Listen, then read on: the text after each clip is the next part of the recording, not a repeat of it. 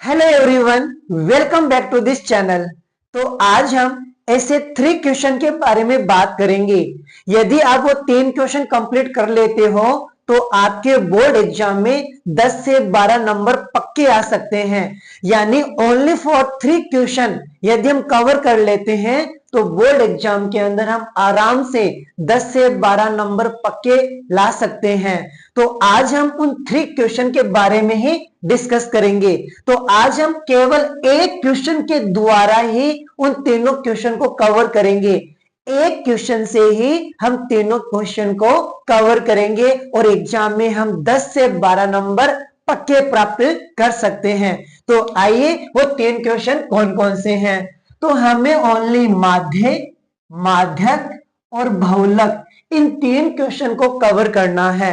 यदि 3 question cover हो जाएंगे तो एग्जाम के अंदर 12 नंबर हमारे पक्के हो जाएंगे। तो देखो, हमें क्वेश्चन दे रखा है जिसमें वर्ग दे रखा है 0 से 10, 10 से 20, 20 से 30, 30 से 40, 40 से 50, 50 से 60 और हमें आवृत्ति दे रखी है 3, 5, 7, 9, 4, 2।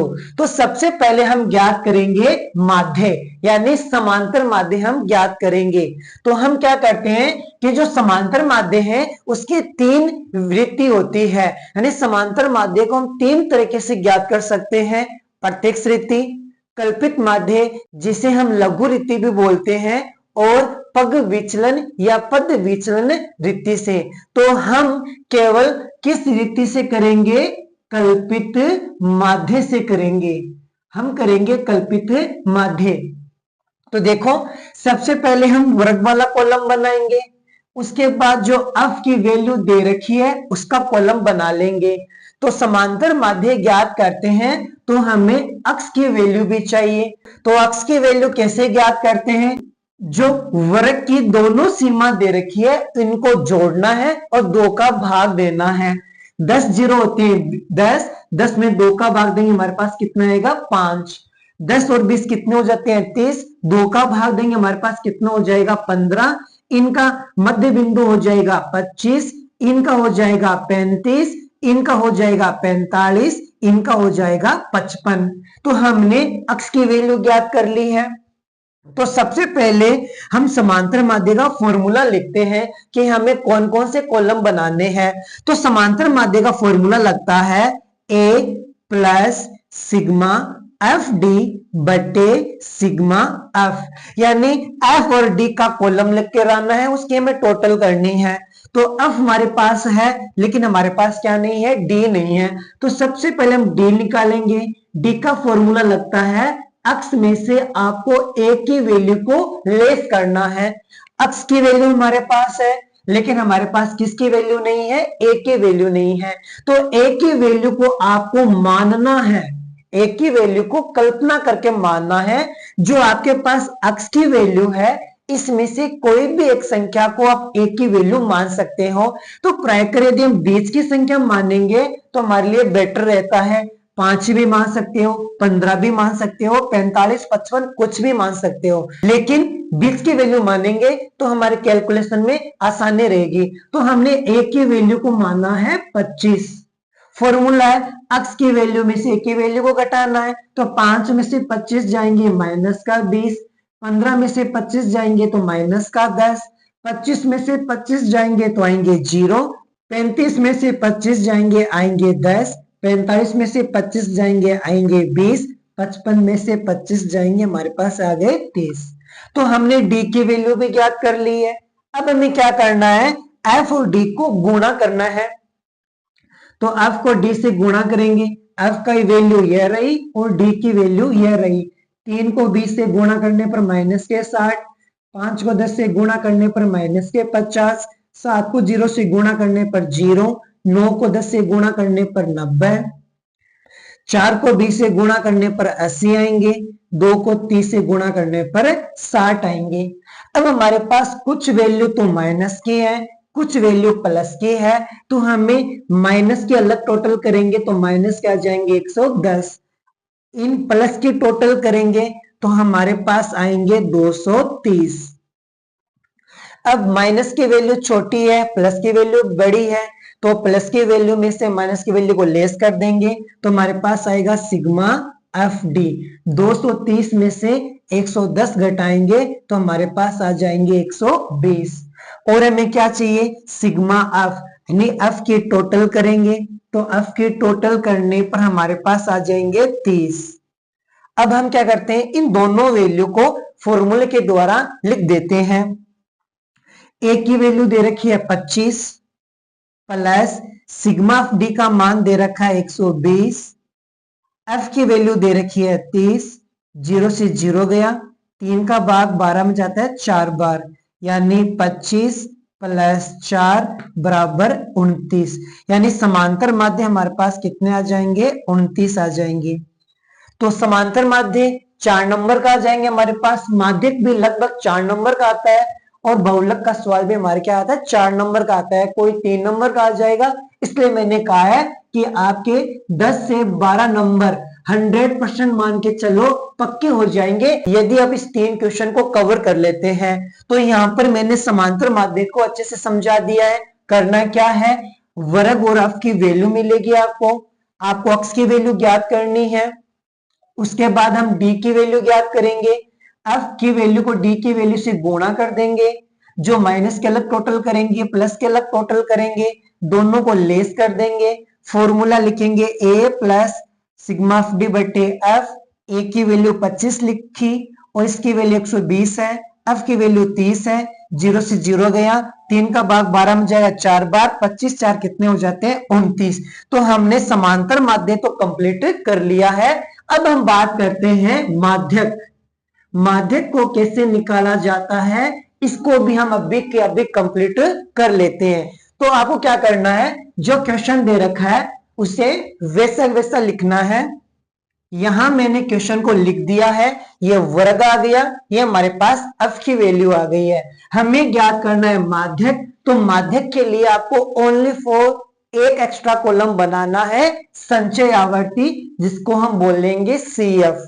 तो सीएफ का कॉलम कैसे बनेगा, जो एफ की वैल्यू दे रखी है इसके द्वारा हमारा सीएफ का कॉलम बनेगा। पहले 3 का 3 लिखूं, 3 में अगली वैल्यू 5 जोड़ेंगे तो कितना आ जाएगा 8, 8 में अगली वाली वैल्यू को जोड़ेंगे तो कितना आ जाएगा 15, 15 में 9 जोड़ेंगे आएंगे 24, 24 में 4 जोड़ने पर आएंगे 28, 28 में 2 जोड़ने पर हमारे पास आ जाएंगे 30। तो हमने सीएफ का कॉलम बना लिया है। तो एफ की टोटल करेंगे तो यहाँ पे आपको सिग्मा एफ यहां लिखा था, यहाँ पे सिग्मा एफ न लिखकर हम लिखेंगे एन, इसकी टोटल कितनी आएगी 30। तो माध्यक ज्ञात करने के लिए आपको 3 कॉलम बनाने, 2 कॉलम तो क्वेश्चन वाला हो जाएगा, एक एक्स्ट्रा कॉलम बनाना है सीएफ का। अब इसका फॉर्मूला यूज करते हैं। तो सबसे पहले आपको छोटा अन का फॉर्मूला लगाना है, उसका लगता है अन बटे 2। अन की वैल्यू कितनी दे रखी है 30, 30 में 2 का भाग देंगे हमारे पास आएगा 15। अब हमें क्या करना, जो 15 वैल्यू आई है उसको हम सीएफ में देखेंगे, 15 पूरी पूरी आ जाए, सेम टू सेम आए तो ठीक है, वरना हम 15 से ठीक बड़ी संख्या देखेंगे। तो 15 से 3 तो छोटे हो जाते हैं, 15 से 8 भी छोटे हो गए और 15 सेम टू सेम वैल्यू आ गई है। सेम टू सेम न आए तो हमें 15 से ठीक बड़ी वाली संख्या लेते, लेकिन 15 पूरी पूरी आ गई है, इसलिए हम क्या करेंगे, इसको हम राउंड कर देंगे। अब देखो यहां पे लिखना है 15 या 15 से ठीक बड़ी संख्या संचयी आवर्ती में 15 है, क्योंकि 15 पूरा पूरा हमारी संख्या मिल गई है, सेम टू सेम मिल गई है, इसलिए हमने क्या लिखा है 15 है, जिसका वर्ग कितना दे रखा है 20 से 30 है। यानी जो माध्यक का आंसर आएगा वो हमारा 20 व 30 के बीच में आएगा। तो परफेक्ट आंसर लाने के लिए अब हमें माध्यक का फॉर्मूला लगाना पड़ेगा। माध्यक का फॉर्मूला लगता है L1 प्लस n बटे 2 माइनस CF बटे F कोष्टक गुणा H। तो हमने यहाँ पे माध्य का फॉर्मूला लिख दिया है। तो देखो L1 की वैल्यू होती है जो वर्ग है ना, वर्ग की पहली संख्या मतलब वर्ग की पहली सीमा कितनी दे रखी है 20, तो L1 का मान आ जाएगा 20 कोष्टक n/2 का मान दे रखा है 15 माइनस CF, यानी जो हमने राउंड किया है इससे ठीक ऊपर वाली संख्या CF कॉलम के अंदर ये हमारी संख्या कहलाती है CF। कितना दे रखा है 8/F, जो हमने ये राउंड किया है इसके अंदर जो F की वैल्यू है 7, तो हमारे F का मान कितना आ जाएगा 7 गुणा H। H का मतलब है जो हमने वर्ग लिया है इन दोनों का डिफरेंस। 30 में से 20 जाएंगे हमारे पास आएंगे 10, 20 का 20 प्लस 15 में से 8 जाएंगे तो 7 बचेंगे बट्टे 7 गुणा 10, तो 7 से 7 कैंसिल हो जाएंगे हमारे पास, तो 20 प्लस यहां बच जाएंगे 10, हमारे आंसर आ जाएंगे 30, यानी माध्यक का मान कितना आएगा हमारे 30 आएगा। हमने यहाँ पे समांतर माध्यक कंप्लीट कर लिया है, यहाँ पर हमने माध्यक को कंप्लीट कर लिया है, तो माध्यक के लिए हमें क्या बनाना पड़ेगा संचय आवर्ती। उसके बाद अंत में 2 का डिवाइड करेंगे, जो भी वैल्यू आए वह वैल्यू या उसे ठीक वैल्यू संचय आवर्ती में देखना है, हमारे पास वो वर्ग आएगा। वर्ग आने पर हम बड़ा वाला फॉर्मूला लगाएंगे जहां पे L1 plus n/2 minus CF/F गुणा H, इसका फॉर्मूला यूज करके हमने माध्यक को ज्ञात कर लिया है। अब हम ज्ञात करेंगे बहुलक। बहुलक ज्ञात करने के लिए आपको कोई भी हमें एक्स्ट्रा कॉलम नहीं बनाना है, तो मैं क्या करता हूं कि यहां पर इस क्वेश्चन को लिखने के बजाय इसी क्वेश्चन में सोल्व कर देता हूं। तो आपको क्या करना है, जब बहुलक ज्ञात करते हैं, जब हम बहुलक ज्ञात करेंगे जो क्वेश्चन हमारे पास दे रखा है उसको वैसा वैसा 2 कॉलम में उतार देंगे। जब क्वेश्चन हमारे पास ऐसे उतरेगा तो हमें क्या देखना है, F की वैल्यू जो हमारे पास आवर्ती है इसके अंदर सबसे बड़ी संख्या कौन सी है। बहुलक ज्ञात करने के लिए आपको कोई एक्स्ट्रा कॉलम नहीं बनाना है, ये जो 2 कॉलम दे रखी है इनको हम सीधा बना देंगे। सीधा बनाने के बाद जो आपके पास F की वैल्यू है इसके अंदर सबसे बड़ी संख्या देखेंगे, तो 3 5 7 9 4 2, सबसे बड़ी संख्या कौन सी है 9 है। इसको हम क्या करेंगे राउंड कर लेंगे हम, तो यहां पर लिखना है कि सबसे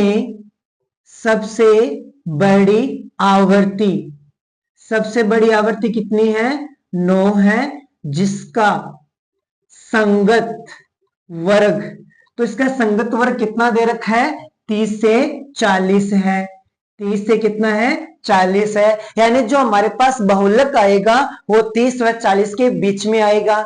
अब हमें बहुलक का फॉर्मूला पता रहना चाहिए, तो बहुलक का फॉर्मूला लगेगा L1 plus F1 minus F0 बटे 2 F1 minus F0 minus F2 गुणा H। तो देखो L1 की वैल्यू तो पता है, जो हमारे पास वर्ग आया है उसकी पहली संख्या हमारी क्या कहलाती है L1, 30 plus F1 F0 F2 चाहिए। तो देखो जो सबसे बड़ी संख्या है आवर्ती के अंदर इसको हम बोलेंगे F1, इससे जस्ट पहले वाली संख्या कहलाती है F0 और F1 के बाद वाली संख्या कहलाती है F2। समझ में आ गया। हमें क्या करना है, सबसे बड़ी संख्या देखनी है, वो तो F1 कहलाएगी, इससे पहले वाली संख्या F0 कहलाएगी, उसके बाद वाली संख्या F2 कहलाएगी। तो देखो F1 का मान कितना दे रखा है 9 माइनस F0 का मान दे रखा है 7 बटे 2 गुणा F1 का मान कितना दे रखा है 9 माइनस F0 का मान दे रखा है 7 माइनस F2 का मान दे रखा है 4 कोष्टक गुणा H का मान 40 में से 30 जाएंगे हमारे पास कितने आएंगे 10 आएंगे। आगे देखो 30 का 30 प्लस 9 में से 7 जाएंगे 2 गुणा 10 का 10 बट्टे 2 को 9 से गुणा करने पर 18 माइनस 7 और 4 कितने हो जाते हैं माइनस के 11। तो 30 का 30 प्लस 2 को 10 से गुणा करने पर 20 आएंगे। 18 में से 11 जाएंगे, हमारे पास कितने आएंगे? 7। तो देखो 30 का 30 प्लस 20 में 7 का भाग देंगे तो लगभग हमारे पास आ जाएंगे 2.8। तो 2.8 और 30 कितने हो जाएंगे? हमारे पास हो जाएंगे 32.8। तो हमारा बहुलक कितना आ जाएगा? 32.8, जो 30 और 40 के बीच में है। तो आई होप आपको अच्छे से क्लियर समझ में आ गया होगा समांतर माध्य कैसे ज्ञात करना है, माध्य कैसे ज्ञात करना है और बहुलक को कैसे ज्ञात करना है। यदि आप इन 3 क्वेश्चन को अच्छे ढंग से कवर कर लेते हो तो एग्जाम के अंदर 10 और 12 के बीच में 100% आपके नंबर आ जाएंगे, क्योंकि एग्जाम के अंदर तीनों क्वेश्चन पूछेंगे, वो भी 3 व 4 के नंबर के बीच में पूछेंगे। तो आपको तीनों क्वेश्चन को अच्छे से कवर करना है और एग्जाम के अंदर 10 से 12 नंबर एकदम पक्के आपको लेकर आना है। तो अगर ये वीडियो पसंद आए तो प्लीज वीडियो को लाइक करना है, शेयर करना है और चैनल को सब्सक्राइब करना है। तो गाइस मिलते अगली वीडियो के अंदर। Thank you so much.